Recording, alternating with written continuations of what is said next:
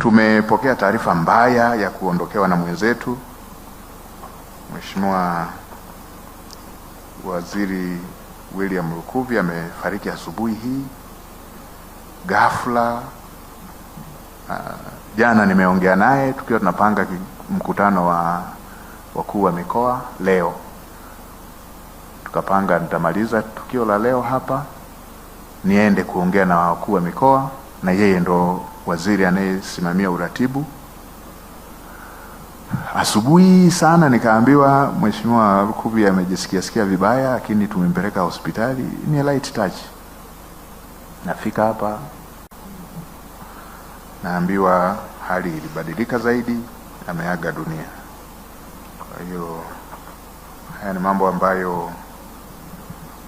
ya uzima, mambo ya kuishi, ni mambo ambayo yako nje ya mipaka ya binadamu, yako nje ya uwezo wetu.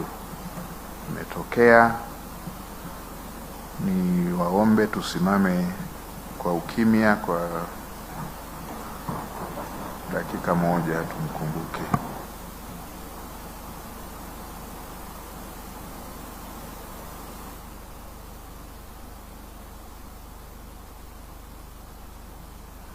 Mungu ailaze roho yake mahali pema. Kwa hiyo poleni.